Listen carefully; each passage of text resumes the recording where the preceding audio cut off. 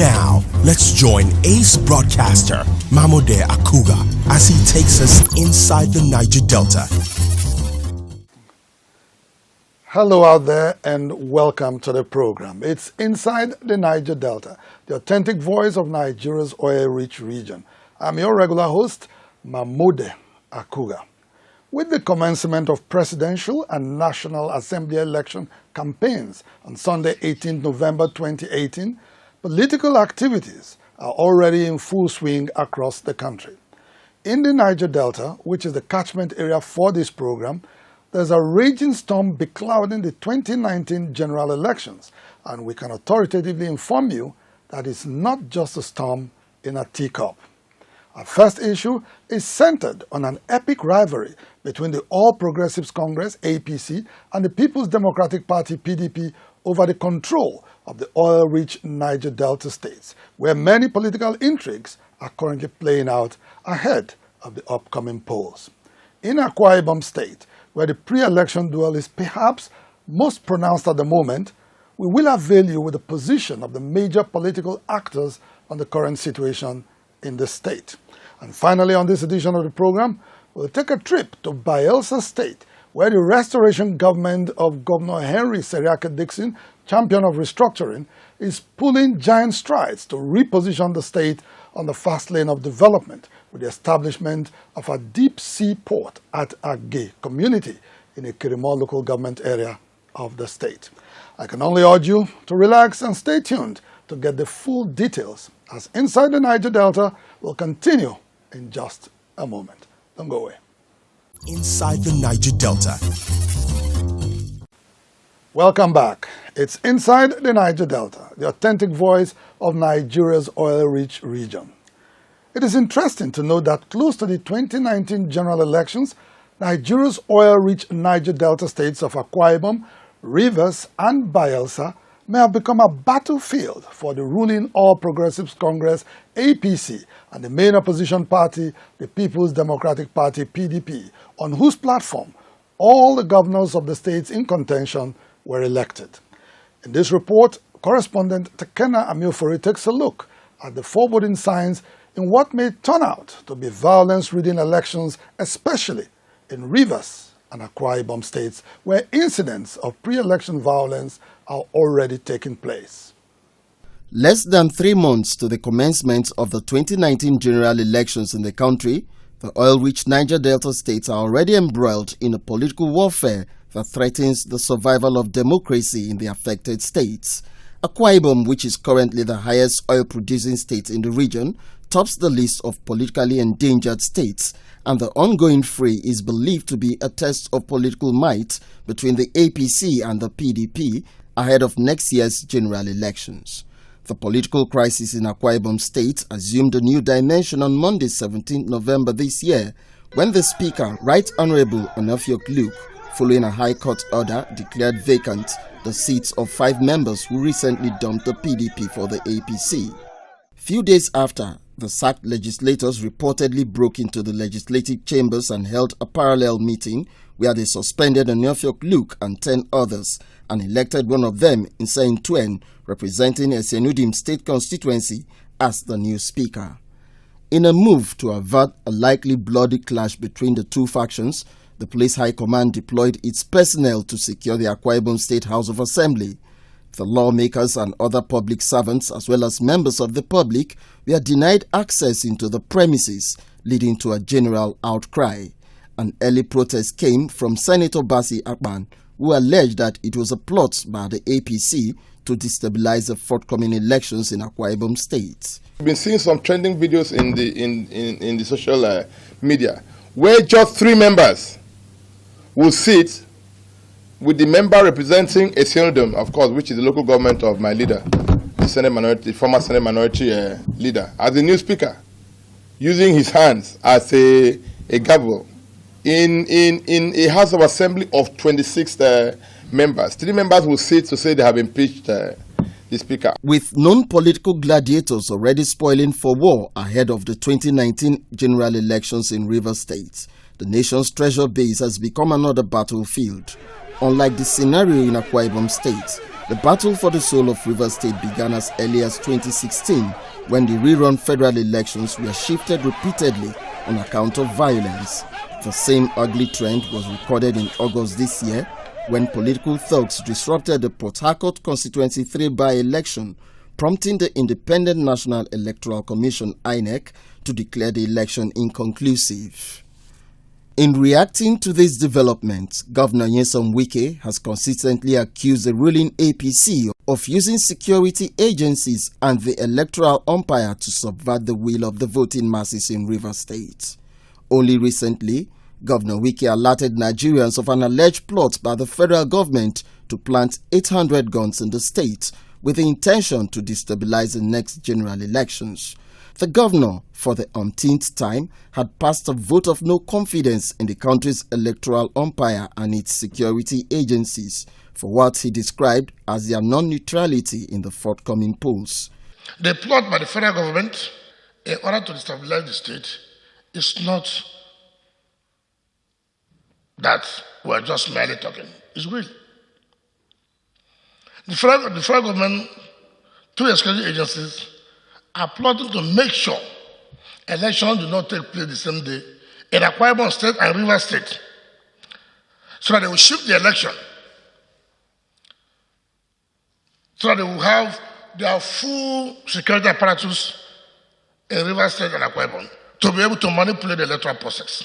While Lai Mohammed, Nigeria's Minister of Information and Culture, dismisses Governor Wike's allegation as a figment of his imagination, Chris Feinbone, the APC Publicity Secretary in Rivers State, describes it as a false and mischievous alarm that is already being investigated by his party.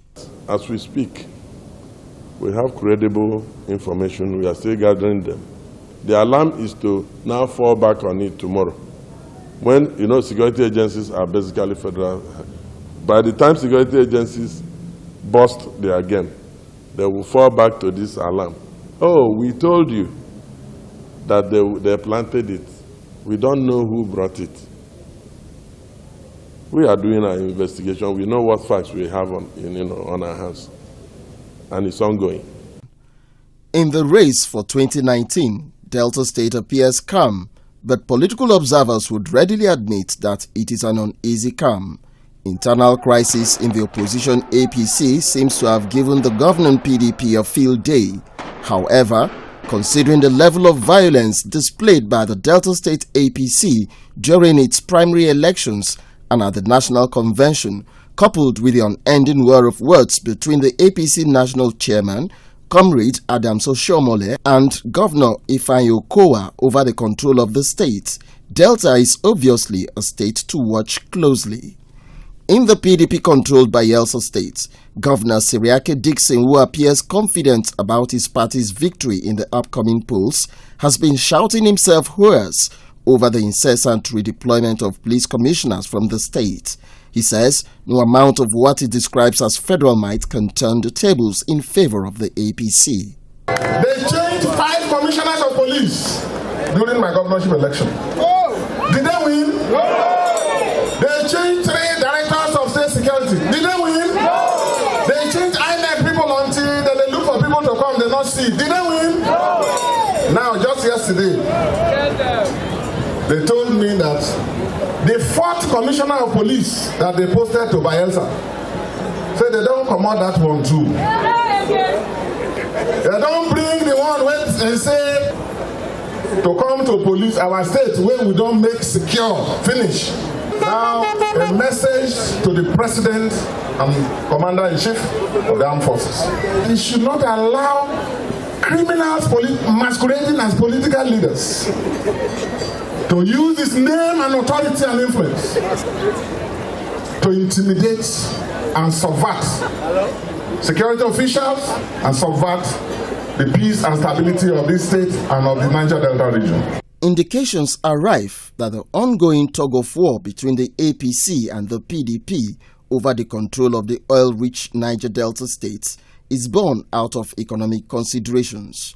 Dr. Cairo Ojugbo, a chieftain of the All Progressives Congress few months back, attributed it to the quest for the 13% oil derivation accruing to the states, which he says the PDP had used to secure electoral victory in Rivers and other states in previous elections. The monies that the PDP used to buy votes in Ekiti came from 3 states. In Delta State, a private jet left Asaba for Ekiti. In Akwa Ibom, in Rivers, and that is how a lot of money moved from 13% derivation. The internally generated revenue of Delta State is a minimum of 32 billion per month. What is declared is less than 6 billion. From 32 billion to 6 billion. Where does this money come from? The oil companies, they pay a lot of taxes. And oil services companies, the major oil companies, and all of us, and all of them. In Rivers, in Delta, in Akwa Ibom. That is not part of the 13% derivation.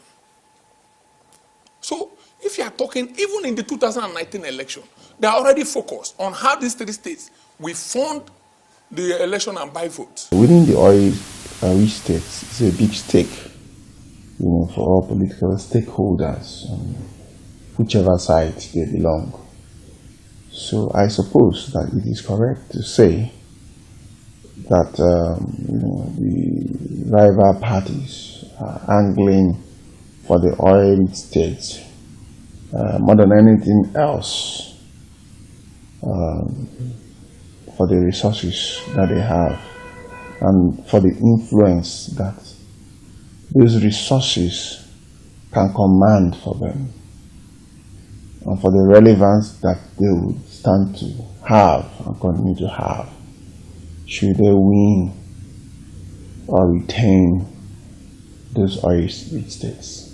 We cannot exonerate or excuse any political party in this drama. Worried about the future of the Niger Delta, human rights lawyer Ledu Mite, a co-convener of the Initiative for Credible Elections in Rivers State, and the INEC resident electoral commissioner in Akwa Ibom State, Mike Igini, are calling on the politicians and their parties to play by the rules of the game in the forthcoming general elections. We should believe that we can check the incidence of electoral fraud and should check it. And that if we keep quiet, the alternative is not to keep quiet, because if we look at the alternative, it's quite frightening, because soon we will not get a state to call our own. With respect to Nigerian political class, what we have seen is that whereas they are supposed to be Democrats who perhaps should have imbibed the virtues, the key values of democracy, but what we find is that most of the elite we have, they are the greatest problem of Nigeria. One would have expected that if you have an EMB that is bringing about transparency, accountability, openness to the process, it's expected that they ought to join hands to do so. But because of the nature of office in Nigeria, which is no longer about service of the people, it's about themselves, their families, it has become a do or die thing. But for us as a commission, we are going to provide a level playing field for the Nigerian people to make a choice in 2019. Over the years, political instability has been a major challenge militating against development in the Niger Delta. The expectation is that the 2019 general elections will usher in a paradigm shift that guarantees the people's right to freely choose their leaders. Following the political crisis in Akwa Ibom State, Governor Udom Emmanuel recently addressed a world press conference. The governor, who was elected on the platform of the People's Democratic Party (PDP) in 2015 and currently the party's governorship candidate in the 2019 election in Akwa Ibom State, blamed the tense political atmosphere on a conspiracy between some unscrupulous politicians in the state and security agencies to disrupt the upcoming elections in the state. We have seen total breakdown of law and order today, led by the Nigeria police. The same police that are using the resources of the state to make sure that we maintain peace and order in this state. Just recently, The SS crude account that was kept for our own people had been used to acquire military weapons. We didn't know those weapons were used to come and intimidate our own people. So we've called on all the powers that be. We've called on the international community that this is a war that has been declared. I've never heard where Nigerian police is a partisanship. This is the first time where the entire police structure is belonging to a particular political party. But since we don't have the police, we don't have anything except God that we have on our people.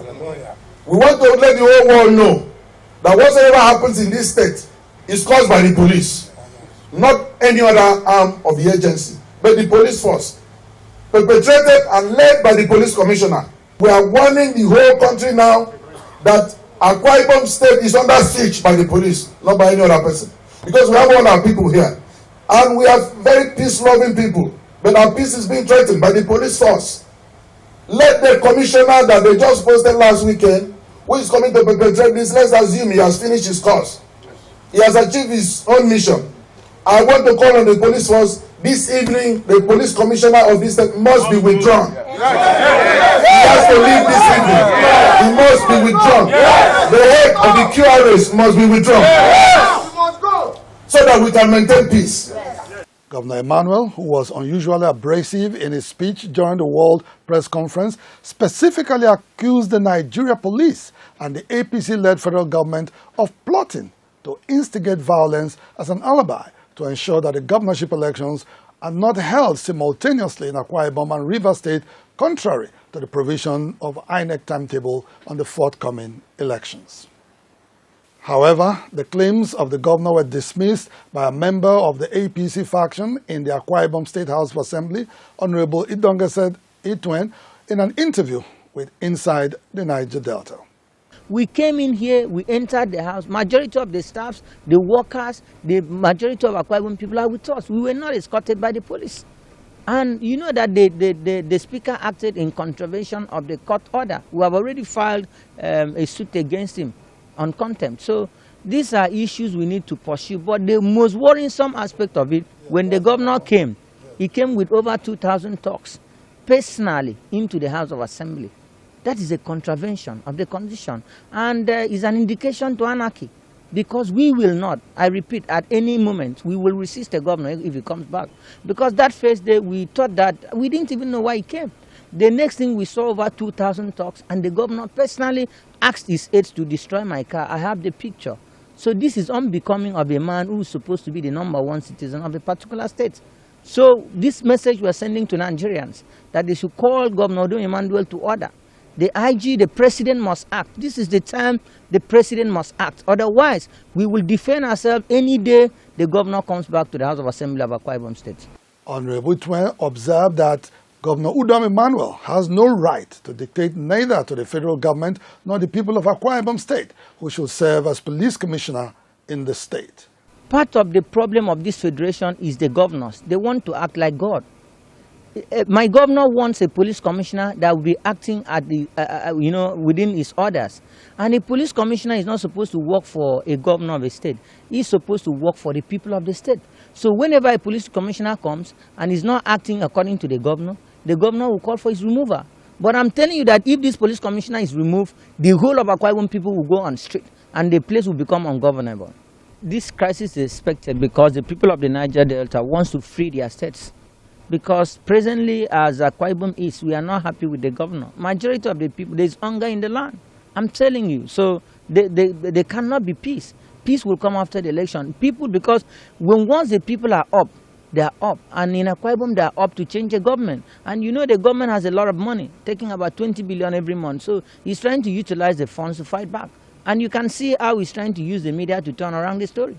You came into the House of Assembly with talks. The videos are there. More than 2,000. And now we are saying that you heard you will be impeached.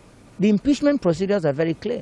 Before a governor is impeached, there must be a service on him, notice of impeachment. After that, the chief judge of a state will set up a committee to investigate. So I think the governor does not understand the working of democracy. That's why I'm calling on Mr. President.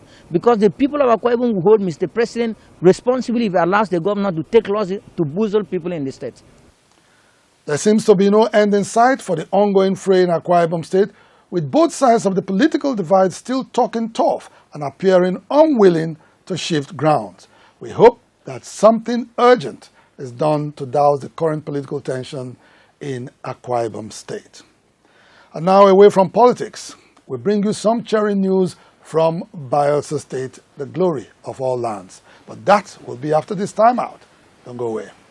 Inside the Niger Delta. Welcome back once again. It's no doubt cheering news for all the people of Bayelsa State as arrangements for the commencement of work on the deep sea port project in Agge community of a Kirima local government area reaches an advanced stage. During an inspection tour of the project site, a representative of the Bayelsa State Ministry of Works and Infrastructure told our crew that the deep sea port is fast becoming a reality. Correspondent Chika Obodozie tells us more.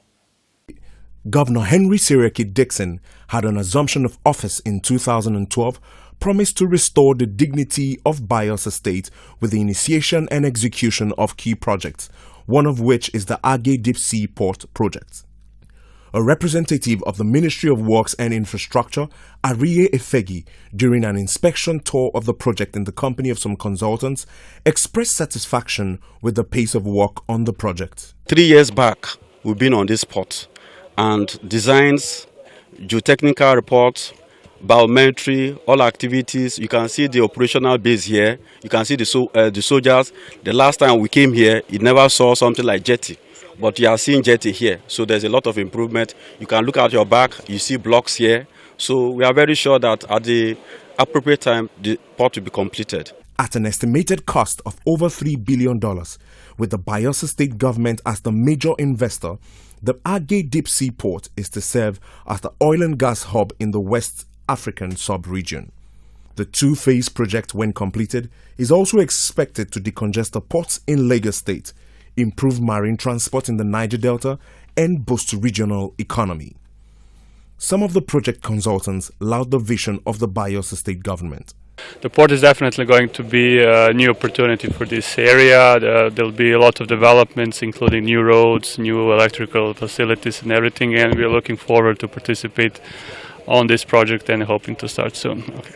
The whole project is supposed to be in 2 phases, so that's 3 years and 4 years together, total of 7 years. We should be able to handle the whole project completely to the government.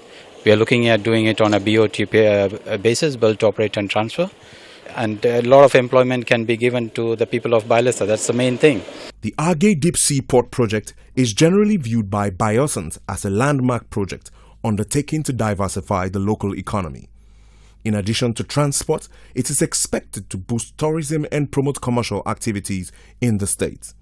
The first phase of the project is to be completed in the next 3 years, but Governor Seriake Dickson has assured the people that substantial commercial activities will have commenced at the port by the time he leaves office in February 2020. In a related development, Governor Seriake Dickson recently won the new Telegraph Governor of the Year award. The award, which comes on the heels of 2 other awards bestowed on the governor by the Vanguard and Leadership newspapers earlier this year, is in recognition of his transformative governance in Bayelsa State. I congratulate him for this award that is well deserved, and I commend him for those just rights. Well, since the advent of Seriake Dickson, I have had opportunity to visit Bayelsa State, and I can testify that the entire state have changed tremendously in a way that is unprecedented. The award is described as well-deserved by notable political leaders in Bayelsa State. I understand what it means for me to belong to a state that was last in WAEC. Now we're in the top 10. For the last 4 or 5 years, he's been top 10. He's one of the greatest infrastructural governor ever in the history of Nigeria in any state. We believe he deserves it. All the ingredients of good governance he has been able to display and show as governor. The ingredients of accountability, those of human management, resources management, and those of deployment of funds in the relevant infrastructures that he's been able to implement. Humbled by the award, Governor Seriake Dickson promises to do even more for Bayelsa State. This award being on good governance, it goes to further encourage us to continue to build on the foundation of peace, foundation of transparency, the foundation of an inclusive government, and to also do more in enthroning stability and peace. In addition to his laudable achievements in development of critical infrastructure, Governor Dickson has made remarkable progress with human capacity development in Bayelsa State. He says he intends to make the glory of all lands more politically and economically stable at the time he vacates office in February 2020. Chika Obaduzie reporting for Inside the Niger Delta. And with that report, we bring the program to a close. Inside the Niger Delta will be back next week on this station. On behalf of the production crew, I am Mamode Akugha signing off. Many thanks for staying tuned, and bye for now.